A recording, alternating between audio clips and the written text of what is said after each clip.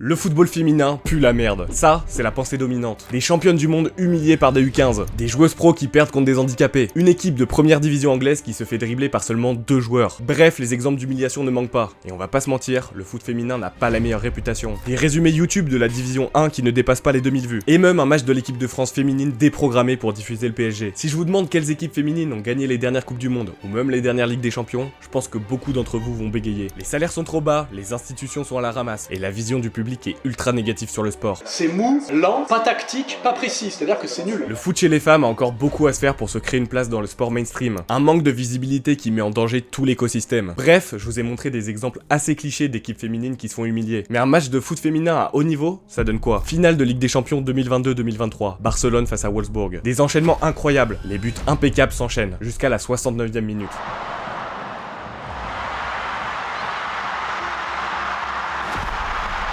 Bref, vous avez compris l'idée, plein de bonnes choses, mais trop de boulettes. Et ça, c'est vraiment à l'image de ce qu'est le foot féminin. Et attention, le but de cette vidéo n'est pas de descendre les femmes, mais plutôt de comprendre pourquoi leur foot est moins bon que celui des hommes. Dans cette vidéo, on va passer sur chaque raison qui explique ce retard, que ce soit par l'histoire, la société, la biologie et un manque d'attractivité clair. Donc t'as intérêt de rester pour être un peu moins ignorant. Pour comprendre le retard du foot féminin, faut remonter un peu, parce que son histoire, elle est très différente de celle des hommes. Fin du 19e siècle, un premier match international féminin est organisé lors d'un festival. C'est historique, et pourtant la presse préfère critiquer l'apparence des joueurs et le niveau de jeu, ça donne déjà le ton. Malgré ce départ plutôt négatif, les femmes réussissent à développer quelque chose de sérieux. Un premier essor conséquent a lieu pendant la Première Guerre mondiale. Pendant que les hommes sont au front, les femmes ont plus de temps pour les loisirs. C'est à ce moment que naissent plusieurs clubs de foot, notamment le British Ladies Football Club, le Dick Care Ladies ou encore le Femina Sport en France. Le problème, c'est que cet essor va s'arrêter brutalement.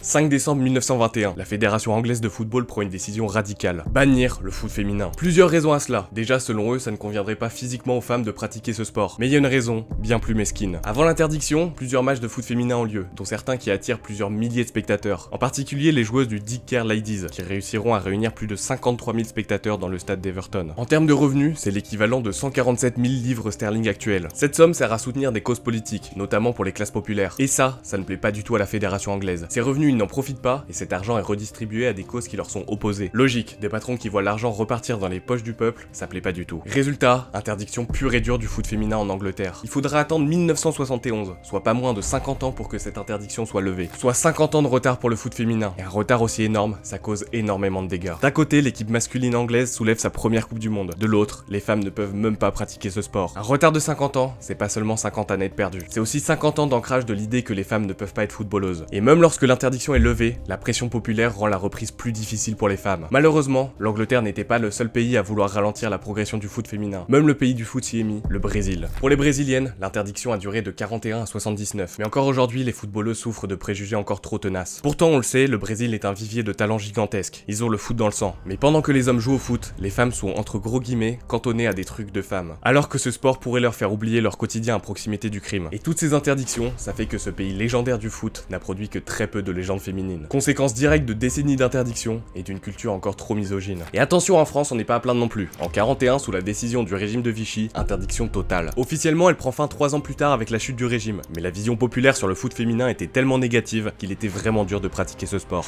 Et puis, tout compte fait, pourquoi ne pas rentrer à la maison faire le ménage? Ça, c'était en 55, mais même 22 ans plus tard, en 77, ça ne change toujours pas. J'ai déjà du mal à suivre le vrai foot, alors avec les femmes, vraiment.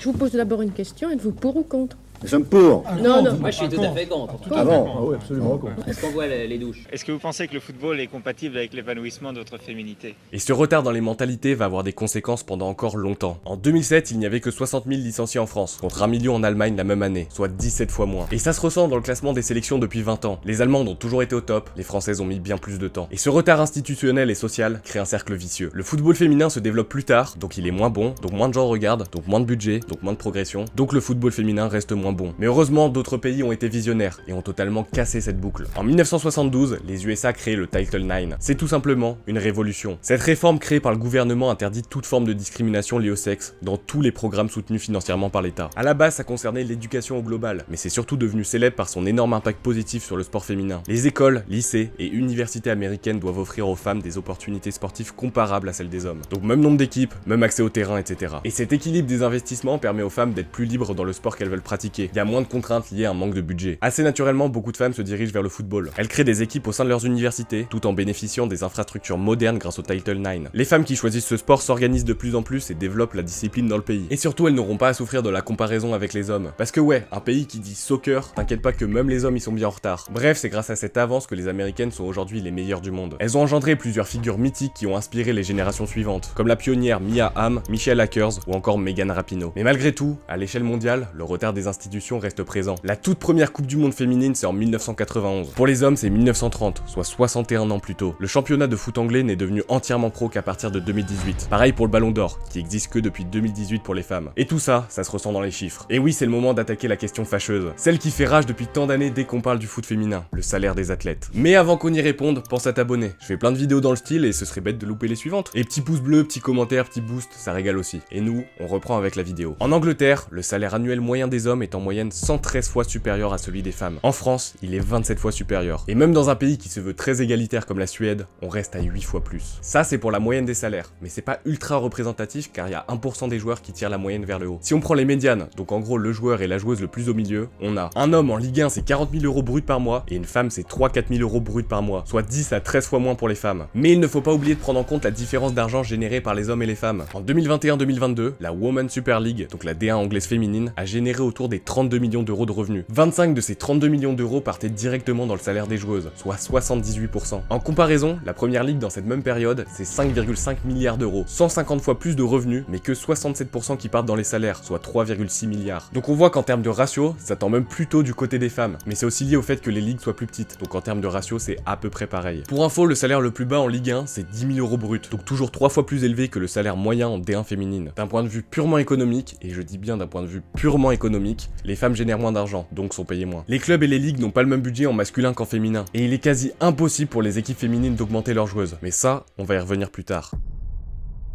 Une bonne partie de ce qui est partagé sur les réseaux sur le foot féminin, c'est des bourdes. Le but c'est clairement de se moquer et de réduire le foot féminin à ses boulettes. Et forcément, quand on voit que des compiles de ratés, ça donne pas forcément envie d'aller voir les matchs en complet. Et ça, c'est ce qui manque le plus au foot féminin, l'attractivité. Au-delà que les gens ne le regardent pas, il n'y a pas trop de moyens mis en place pour que les gens le regardent. Parce que ce qui empêche le plus la hausse des salaires, c'est surtout le fait que les gens ne regardent pas. Pour vous dire, pendant l'Euro féminin en 2025, le dernier match de poule des Bleus s'est fait dégager de 2 chaînes. Une première fois déprogrammée de TF1 pour aller sur TMC, et ensuite de TMC à France 2. TF1 fait ce choix pour diffuser PSG-Chelsea en finale de Coupe du Monde des clubs. Pourquoi ils font ça? Parce qu'ils savent qu'il y aura beaucoup plus de spectateurs. En plus, le PSG s'est fait tabasser. Et en plus de ce manque de diffusion, peu de gens vont dans les stades. Ce qui est dommage parce que la billetterie représente une grosse part des revenus des clubs. Par contre, ça n'empêche que les salaires féminins peuvent largement être revus à la hausse. Certaines joueuses n'ont même pas le statut professionnel. Si on regarde les ligues féminines de niveau 1 suivies par la FIFA, le salaire brut annuel moyen est d'environ 22 000 €. Par mois, c'est à peine plus qu'un SMIC, sans parler des ligues inférieures. Donc moins de marge de retraite, de développement, etc. Et ça, on verra plus tard que ça a un impact considérable sur la discipline. Et là, on entre dans un autre sujet, l'instabilité du foot féminin. À l'heure où je tourne cette vidéo, l'équipe féminine de Dijon est en péril. Entre manque de budget, surendettement et pas de repreneur, la situation est catastrophique. Au point que la prochaine étape est la dissolution totale de l'équipe. Pourtant, la section masculine n'est pas rentable non plus, mais par sécurité et par facilité, ce sont les femmes qui sont sacrifiées. Elles viennent de terminer 6ème de D1 Arkema, l'équivalent de la Ligue 1. Et il y a même pas un an, elles claquaient un big 6-0 au Paris FC, actuel 2ème de D1. Et c'est là où on voit d'autres limites. Une équipe en bonne santé sportive, ça ne suffit pas. L'environnement n'est tout simplement pas assez lucratif. Dites-vous que les droits télé de la D1 Arkema, la ligue féminine donc, c'est seulement 1,2 million d'euros par an, une somme à partager entre 12 clubs, soit seulement 100 000 € par équipe. En comparaison, la Ligue 1, qui est pourtant en grosse crise avec la gestion des droits télé, c'est 400 millions. Heureusement pour les Dijonnaises, de nombreuses capitaines en France se sont levées pour défendre le club. Mais malgré ça, le manque de stabilité est invivable pour les joueuses. Un jour tu es dans le top de l'élite française, le suivant ton club n'existe plus. Selon elle, ça devient impératif de créer une convention collective, c'est-à-dire un ensemble de règles et de protection posées par les clubs et des syndicats. Le but est que les joueuses aient un cadre de travail plus sain et des carrières plus stables. Tout ça, c'est un engrenage hyper compliqué à dérayer. On a d'un côté des institutions qui ne peuvent pas ou ne veulent pas investir plus sur leur équipe féminine, et de l'autre tout un milieu qui a du mal à se développer par manque de moyens. Des carrières parfois avortées à cause de limitations financières, des jeunes joueuses qui peuvent avoir peur de se lancer à cause du manque de stabilité. Et le manque de joueuses, c'est aussi un aspect qui fait très mal au foot féminin. Moins de monde égale moins de talent, et encore une fois, moins de moyens déployés. En 2025, la FFF a annoncé 2,5 millions de licenciés chez chez les gars, contre seulement 250 000 côté féminin, soit 10 fois moins de joueuses qui jouent au foot. Donc un niveau global plus bas, donc les audiences plus basses, donc moins de droits télé, moins de sponsors, blablabla. Encore une fois, tout est lié, et la machine sera très dure à relancer. Heureusement, il y a des compétitions qui viennent fortement relever les audiences, comme la dernière Coupe du Monde en 2023, ou encore l'Euro 2025, qui ont affiché de beaux chiffres lors de leur finale, respectivement 3,1 et 1,8 millions de téléspectateurs. Les chaînes télé, en tout cas en France, font quand même l'effort de diffuser des matchs féminins, et ce malgré le fait que ça ne va pas leur être rentable. On l'a vu, le foot féminin subit encore le retard lié aux législations passées, mais il y a une autre raison qui explique pourquoi le foot féminin reste aussi peu développé.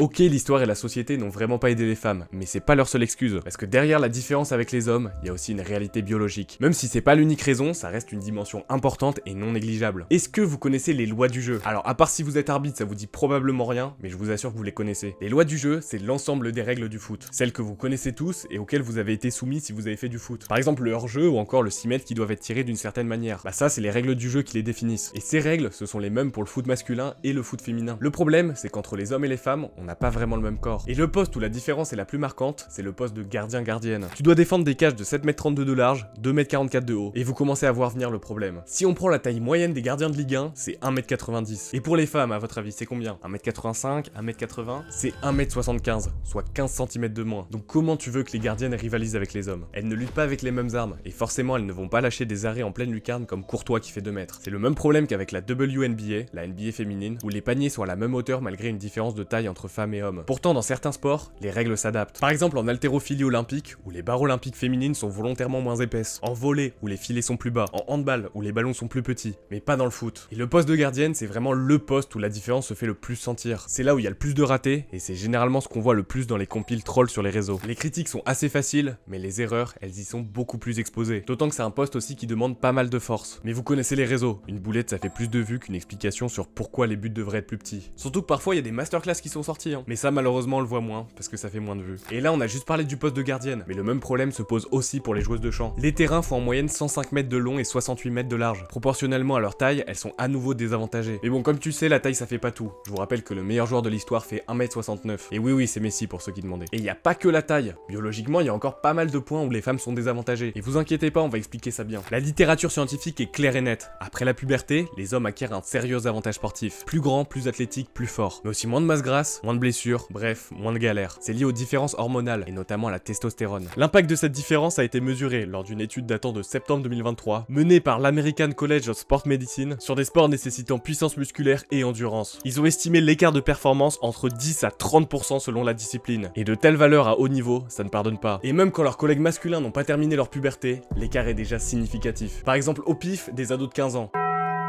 Ouais, 7-1 contre des U15, des ados en 4ème. Et c'est pas des U15 de la Masia, non, c'est des jeunes de Lucerne, une équipe de milieu de tableau du championnat suisse. La différence physique, les joueuses en ont conscience. La capitaine de la sélection suisse, Ramona Bachmann, l'a notamment affirmé en story Insta. Différentes capacités physiques, mais même amour du jeu. Et malheureusement, cette humiliation, c'est pas un cas isolé. En 2023, on a eu un autre exemple. L'équipe féminine des USA, numéro 1 au classement FIFA et 4 fois championne du monde. Bref, la meilleure sélection de l'histoire des femmes. Bah, ils jouaient contre les jeunes du Sayward FC, et elles ont pris 5-0 sec. Et dans le même tournoi, après cette fait humilier par des ados, elles vont se faire exterminer par des joueurs à la retraite. Jarvis, there it is. Quoi de pire que de perdre contre des gamins ou des vieux à la retraite, perdre contre des joueurs handicapés. Ouais, elles ont perdu contre des joueurs handicapés. Et maintenant, je vous présente l'exemple que vous avez tous vu passer au moins une fois.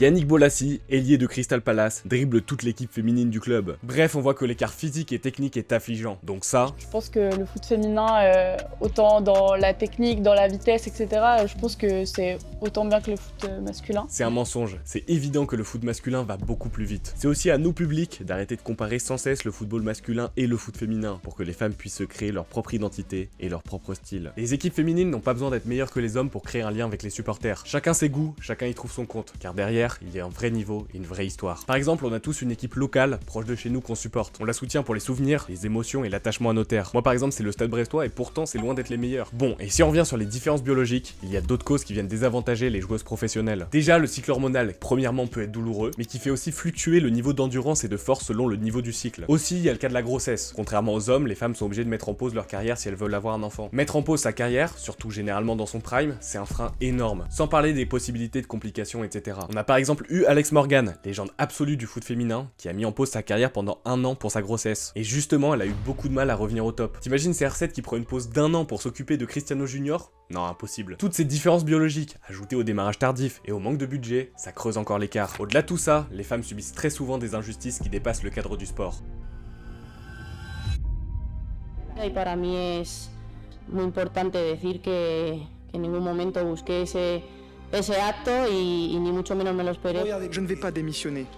Je ne vais pas démissionner. Luis Rubiales condamné à une amende près de 11 000 € pour agression sexuelle. Le scandale, Luis Rubiales. Tout se passe le 20 août 2023 à Sydney. C'est un jour décisif. L'Espagne affronte l'Angleterre en finale du mondial féminin. La tension est maximale et à la 28e minute.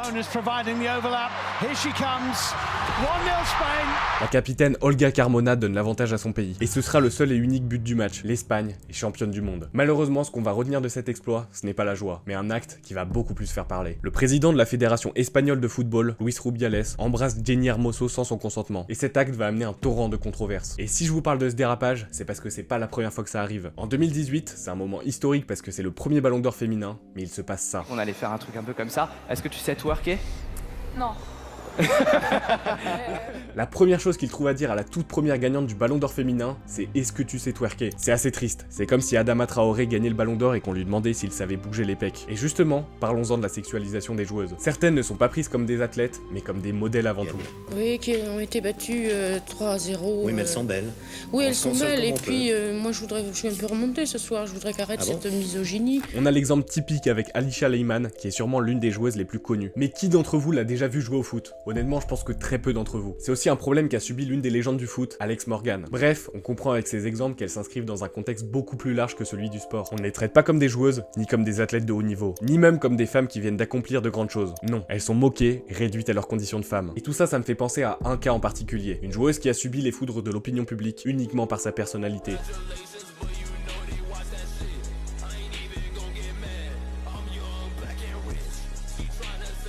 Bref, vous voyez l'idée. Chloé Kelly, c'est une joueuse qui ose et qui se montre. Là, elle est surtout moquée parce que c'est une femme, pas uniquement parce qu'elle est très gênante. Parce que Bellingham qui vit pour les caméras et Olysée avec son RP nonchalant, c'est tout aussi gênant. Mais eux, ils ont des édits carrément. Par contre, cette taille qu'elle a sur Pelé, je m'en remettrai pas. Bethmead or Pele? Pele. Oh my god. That's tough.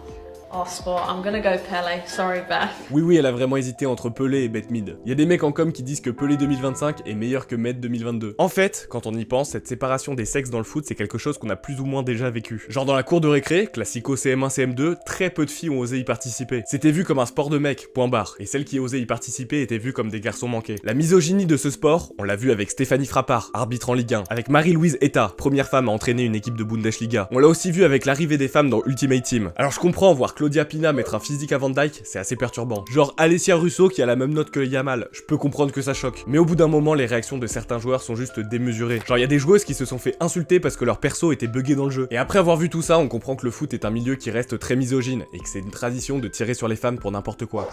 Non, en fait c'est une forme de handisport quoi. C'est mou, lent, pas tactique, pas précis, c'est-à-dire que c'est nul. Bon après parfois c'est compliqué de les défendre, parce qu'ok elles sont capables de nous éblouir, mais il y a toujours la petite action gag qui vient tout gâcher. Laissez-moi vous expliquer, vous allez comprendre. On va prendre un exemple qui a eu lieu il y a quelques temps à peine, un match aller de Ligue des Champions féminine. L'OL affronte Arsenal en terre anglaise, à l'Emirates Stadium. L'occasion pour les Lyon de prendre de l'avance à l'extérieur, et c'est très vite ce qui va se passer. Avec un but magnifique de Brandt, elles se mettent en confiance. Surtout que derrière, la gardienne Endler garde la baraque avec brio. Mais voilà le problème, sa solidité va s'écrouler quelques minutes plus tard.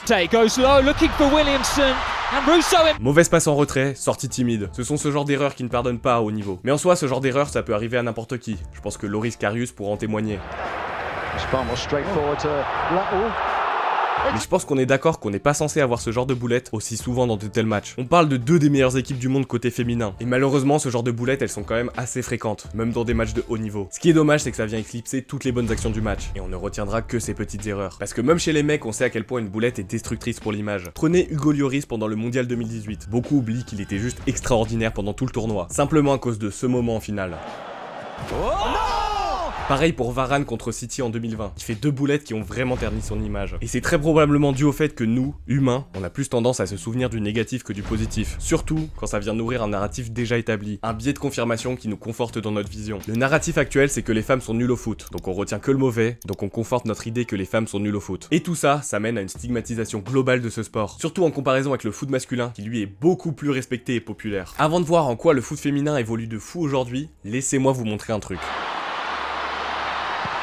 Rien qui vous choque ici? On est d'accord, Beth Mead aurait dû recevoir la balle. Sa coéquipière a clairement mal joué le coup. Elle était solo, c'était une frappe assurée. Pourtant, aucune réaction négative de sa part. Est-ce que vous imaginez Vinicius ou Mbappé dans la même situation? Et ça, c'est vraiment un bon point de ce milieu. Il est beaucoup moins toxique que chez les hommes. Beaucoup moins d'ego surdimensionné, beaucoup moins de scandales. Il y a un état d'esprit global beaucoup plus sain. Malgré la caricature du foot féminin que les réseaux veulent nous peindre, le niveau est pas si mauvais. Au contraire, ça reste vraiment sympa à regarder. Surtout qu'en termes de développement, les choses vont dans la bonne direction. Tout à l'heure, on parlait des institutions qui sont clairement en retard. Bah maintenant, plusieurs d'entre elles entreprennent de vraies réformes dans le bon sens. Déjà la FIFA, qui impose à chaque staff d'équipe féminine de comporter au moins une femme lors de ses compétitions. Il y a aussi l'émancipation des équipes féminines de leur club. Par exemple, si on prend les filles de Lyon, elles ont toujours été des pionnières dans le développement du foot chez les femmes. Elles se sont très vite imposées parmi les meilleures du monde. Résultat de leur travail, aujourd'hui elles ne sont pas sous les couleurs de l'OL, mais celles de l'OL Lyon. Une branche spécifique de l'Olympique Lyonnais, avec son propre logo, son propre maillot et sa propre gestion. Pareil à Marseille, où ce n'est plus l'OM féminine, mais les Marseillaises, avec un logo qui leur est propre encore une fois. Même si ce mécanisme d'émancipation n'est pas encore possible partout. Par exemple, les filles du FC Barcelone, qui malgré leur domination sportive évidente à l'échelle mondiale, sont rattachées à une institution beaucoup trop puissante. On peut aussi noter l'utilisation plus fréquente des grands stades pour les matchs féminins, ce qui ouvre la porte à plus de public, donc plus de ferveur, plus de reconnaissance, mais aussi davantage de revenus, donc plus de développement à terme. Par exemple, les femmes du Barça jouent au Camp Nou en Ligue des Champions, ou encore Arsenal qui joue à l'Emirates. Une autre chose assez intéressante aussi, c'est que ça redistribue les cartes des grands acteurs du foot. Par exemple, si on regarde en France, on retrouve des clubs comme Fleury 91. Elles sont 5ème de D1, alors que les mecs, eux, ils sont en national. Même le FC Nantes féminine est en première division. On note aussi l'augmentation de la popularité du foot féminin non seulement chez les pros, mais aussi chez les amateurs. Selon les données de la FIFA, le nombre de licenciés dans le monde a atteint 16,6 millions en 2023, soit une hausse de 24% par rapport à 2019. C'est énorme et c'est un super bon signe pour la suite. Qui dit plus de joueuses dit plus de talent, plus de concurrence et donc plus de niveau de jeu. Amandine Henry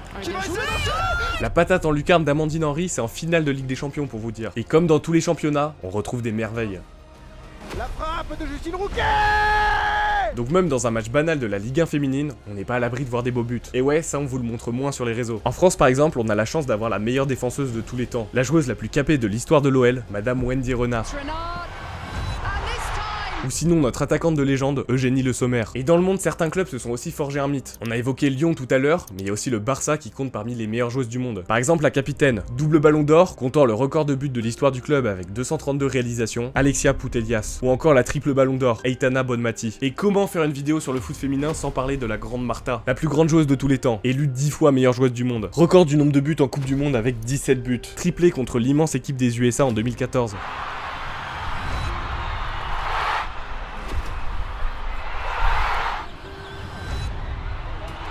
Vous l'avez compris, on parle de vrais athlètes et d'un vrai sport. C'est toute une discipline qui a un très bel avenir devant elle. Malgré tous les obstacles que les femmes ont dû traverser et dont on a parlé, aujourd'hui elles ont créé quelque chose d'énorme. Et franchement, ça vaut carrément le coup de regarder un match de temps en temps. Et pourquoi pas, certains d'entre vous vont peut-être se découvrir une vraie passion pour ce côté du sport. Vous attendez quand même pas à voir la même chose qu'en foot masculin. Parce que oui, c'est moins rapide, oui, c'est moins technique, oui, c'est moins tactique, et dire l'inverse, c'est juste hypocrite. Mais si vous regardez sans préjugés, sans chercher la moindre petite erreur, je pense que vous pouvez passer un très bon moment. Parfois, juste se poser devant des matchs différents et des équipes différentes, ça fait du bien. J'espère que j'ai pu vous montrer une autre facette du foot féminin. J'espère aussi que vous avez kiffé la vidéo. Abonnez-vous, parce que j'ai d'autres bangers dans le style qui arrivent. C'était Thibaut, salut!